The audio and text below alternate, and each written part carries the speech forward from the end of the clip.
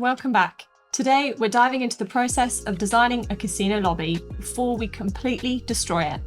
I'll be breaking down our concept art process and all of the main steps at Athena Productions. My name is Ellie and I'm the creative director at Athena Productions, a concept art and visual development studio working on video games from indie to AAA. In our previous video on how to create concept art for video games, we shared how we created the exterior of Casino Chaos from sketch to final image. You can watch the first video in the description below. Now we're bringing that same design language inside to craft a space that feels cohesive, grand, and dramatic. Let's get started.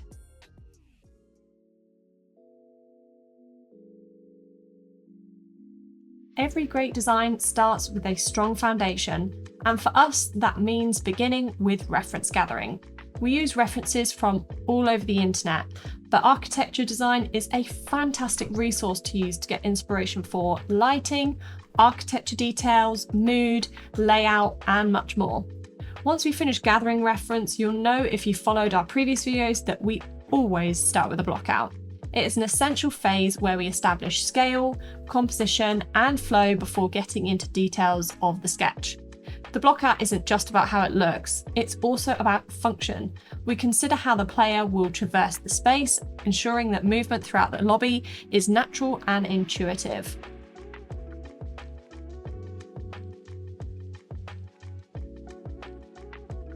We also know that the lobby sets the tone for the entire interior of the casino. We want it to feel opulent yet oppressive, hinting at the wealth and greed that defines this world. The thing that players see first is the lobby desk and the sculpture above it.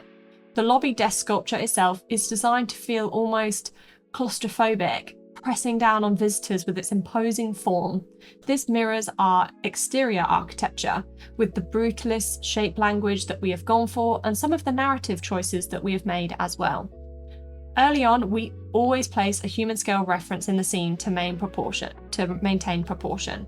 It is a really important step so that you can keep checking your design scale as you go. And something that I always feel is understated and underutilized to create some interest in a layout is to introduce different levels, such as steps. Otherwise, your scene can look incredibly flat and boring rather than feeling more three-dimensional.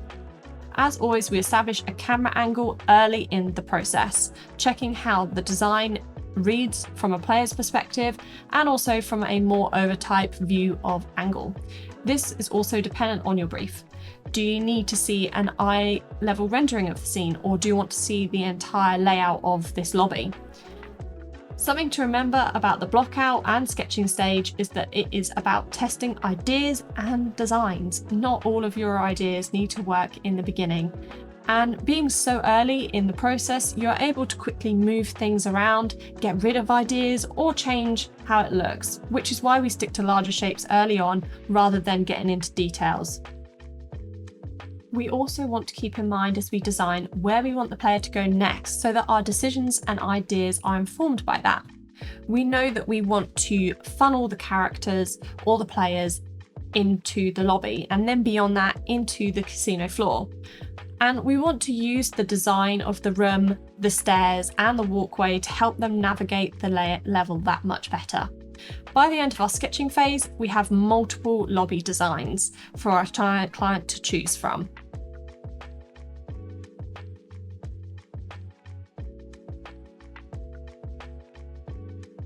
As we move on to the next stage, the client has chosen the sketch that they want to proceed with, and we begin to refine the space by incorporating colour, materials, lighting, and key props. Staying true to the outside of the building is incredibly important so that two areas flow nicely together. Otherwise, players will feel like they have been dropped into a whole new universe, which we do not want. It cannot feel like two separate buildings. So we make sure that not only the architecture fits, but also that the materiality makes sense when you transition between the two. We lean again into the obsidian, gold, and bronze materials and colours that we used on the outside. These colours, as we discussed in the previous video, reinforce the casino story of being high-end luxury and sleek, but also hinting to the greed and the shadowy side of this establishment. We also want to incorporate vegetation to break up the reflective surfaces, colours and textures in the scene to give more variety. It is always important to think about mixing different textures so that not everything is one colour or it isn't all shiny or flat. It's just nice to mix those all together, even if it's, like metals versus vegetation. It's just a nice thing to do just to break it up.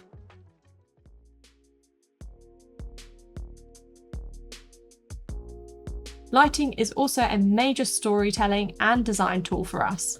We place lights in the ceiling to highlight key areas, casting dramatic shadows to add depth and mood and to better guide the player. It also helps us as well to make the space feel more expensive, grand, but also used. We don't want this place to feel abandoned or haunted, but as you'll see later in the video, the use of lighting and mood dramatically changes the feeling of the lobby. The exterior of the casino features sculptures who appear to be holding the weight of the building on their shoulders, a subtle nod to the underhanded dealings and the victims of the warmonger. And we want to make sure to bring in a smaller version of this motif into the lobby.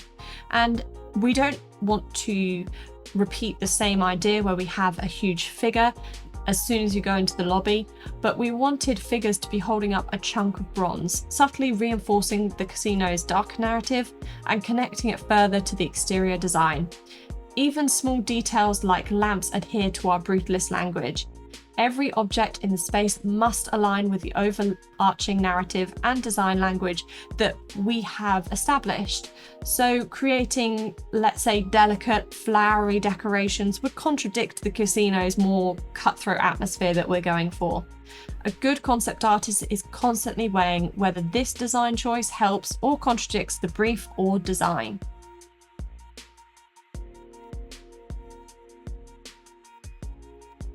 A bustling casino lobby should feel lively, and we are taking a bit of time to populate it.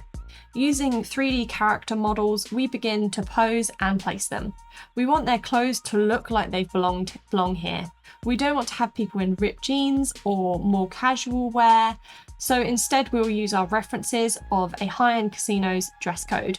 The way people also interact with the space, so guests at the desk, security standing watch, high rollers walking up and into the casino, it pushes the storytelling that much further. And it may seem like a small detail, but it can do a lot for the storytelling and design of your concept art image.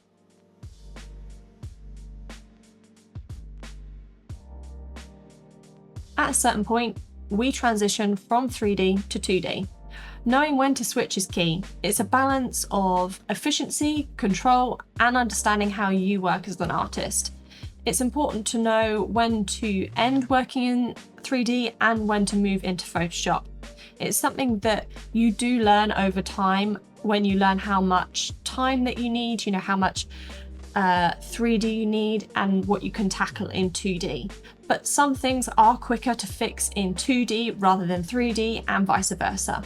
Since some characters are reused assets in this scene, we change them up in Photoshop for variety. It's a quick change in 2D and one that is better to do in 2D rather than 3D, as it would just take a ton of time to create new clothes when the characters are quite small in the scene and when they're not super important for us to really get into their, every detail of their clothing.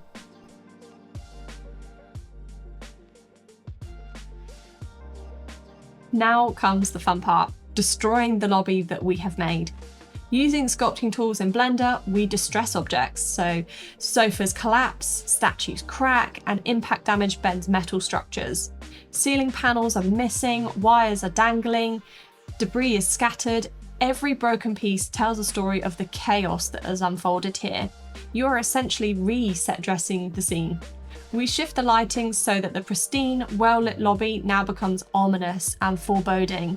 Strategically placed lighting directs players towards their next objective while keeping some areas in shadow, heightening the sense of danger and the aftermath of the destruction, but also keeping players on track.